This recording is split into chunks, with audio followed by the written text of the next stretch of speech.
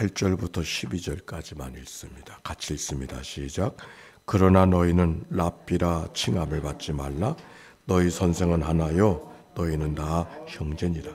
땅에 있는 자를 아버지라 하지 말라. 너희 아버지는 한 분이시니 곧 하늘에 계신 이시니라. 또한 지도자라 칭함을 받지 말라. 너희 지도자는 한 분이시니 곧 그리스도시니라. 너희 중에 큰 자는 너희를 섬기는 자가 되어야 하리라. 누구든지 자기를 높이는 자는 낮아지고 누구든지 자기를 낮추는 자는 높아지리라. 아멘. 이는 생명의 말씀입니다. 우리 옆 사람과 인사합시다. 사랑하고 축복합니다.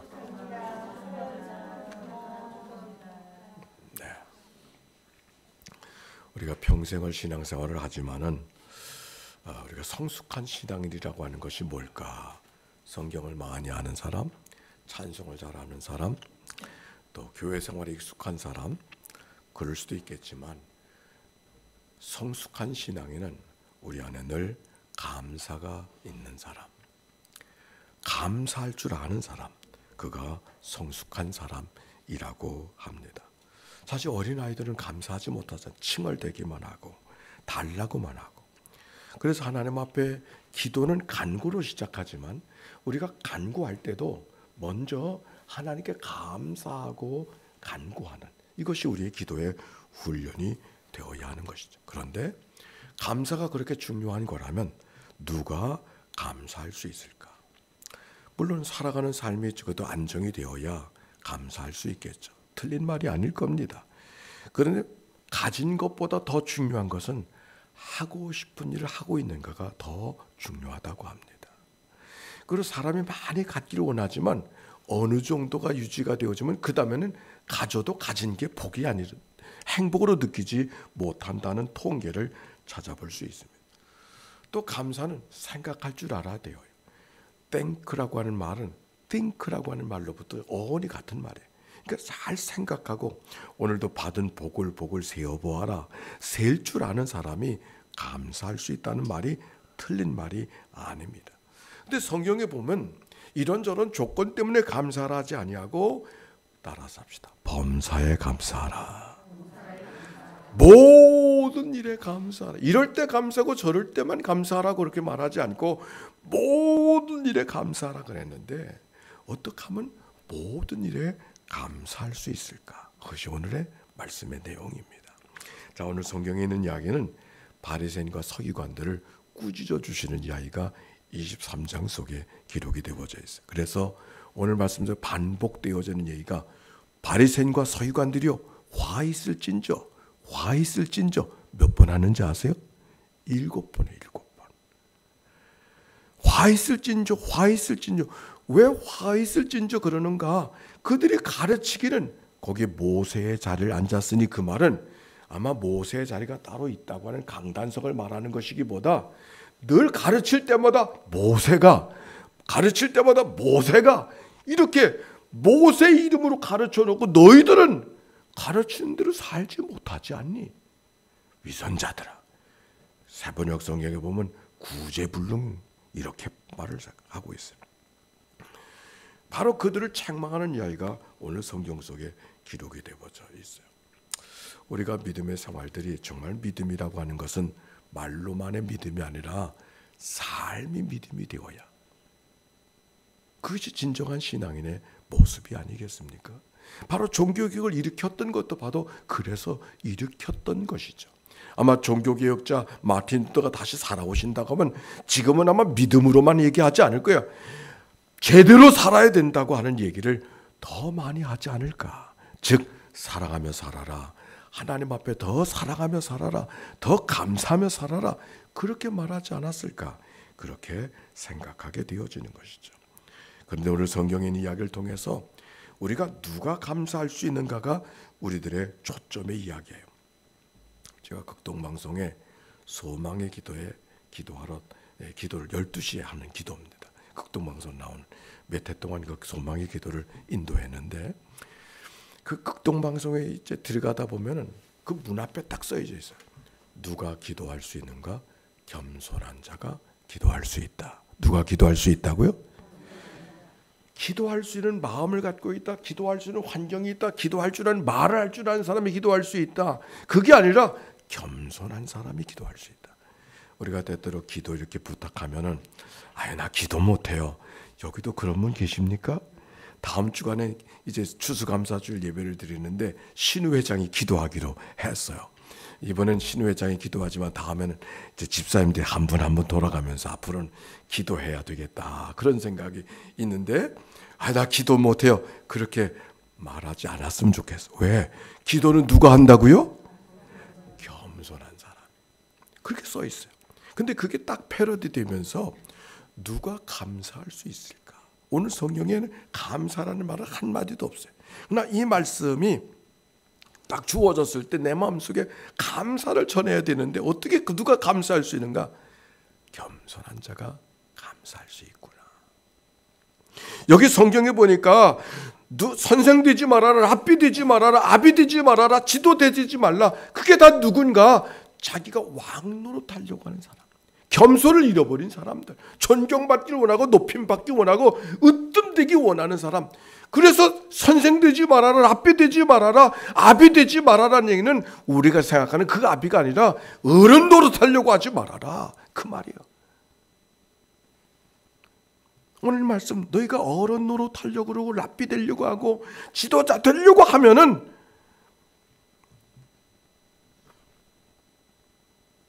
안 된다고 하는 이야기를 가르치면서 이 말씀을 보니까 감사는 누가 하는가? 랍비 되지 않으려고 하고 선생 되지 않으려고 하고 지도자 되지 않으려고 하고. 제가 평생을 목회를 하다 보니까 나도 모르게 제가 실수가 있어요. 자꾸 선생 노릇하는 거, 설교하려고 하는 거, 그렇죠, 가르치려고 하는 거, 이건 제 잘못이고 제가 늘 마음속에 두고 살아가야 되는 거예요. 가르치는 거예요. 근데 성경은 그렇게 살지 말라고, 그런 사람 본받지 말라고. 왜 그런 마음이 있는가? 그 마음속에 늘 교만한 마음이, 으뜸되는 마음이. 여기 성경에 보니까 맨 마지막 절 12절에 한번 읽어봅시다. 10절부터 시작. 또한 지도자라 칭함을 받지 말라. 너희의 지도자는 한 분이시니 곧 그리스도시니라. 너희 중에 큰 자는 너희를 섬기는 자가 되어야 하리라. 누구든지 자기를 높이는 자는 낮아지고 누구든지 자기를 낮추는 자는 높아지리라. 아멘. 11월이 감사의 달이라고 했어요. 열매를 보면서 한 해를 초목을 지나서 뜨거운 때약볕을 지난 그 나무들은 열매를 내고 있는데 우리가 평생을 살아가는 우리들의 삶은 어떤 열매? 감사의 열매가 맺을 때가 되어졌구나.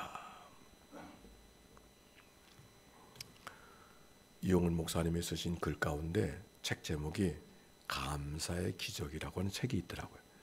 감사의 기적.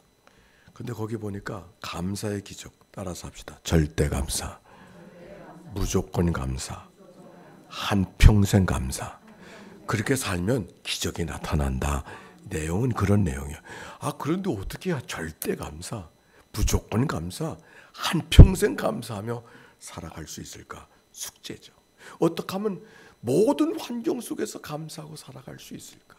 오늘 성경의 말씀으로 말하면 겸손한 마음을 가지고 있었을 때, 종의 마음을 갖고 있을 때, 선생 되고자 원하는 마음, 지도자 되기를 원하는 마음, 으뜸되고자 원하는 마음을 내려놓고 섬기는 자로 살아가게 되어졌을 때 그는 늘 감사하며 살아갈 수 있다. 오늘 말씀입니다.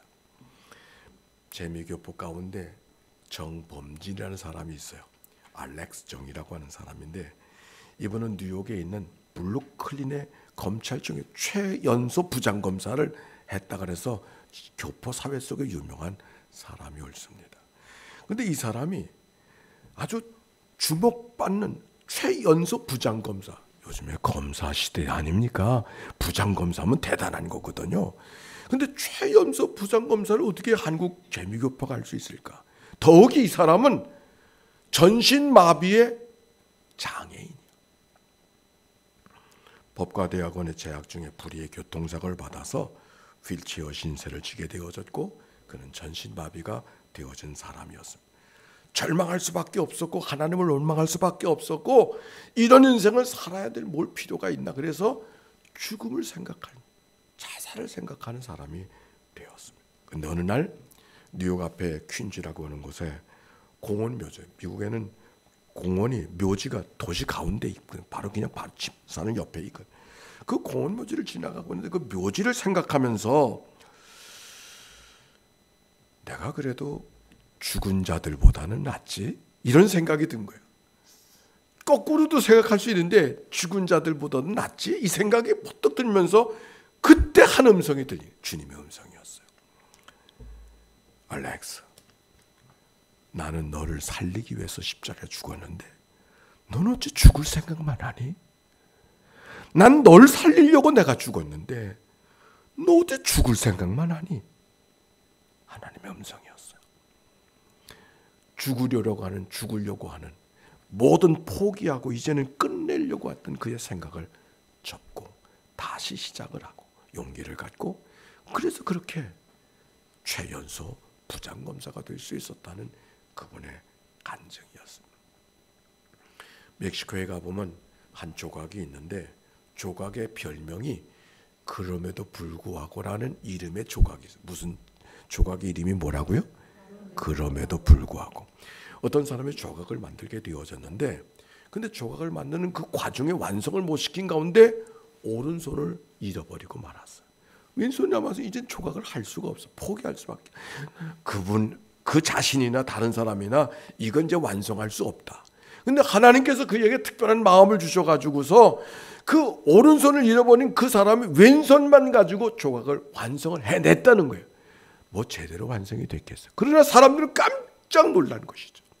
포기할 수밖에 없었던 그 조각이 어떻게 저가 한 손 갖고 완성을 했는가.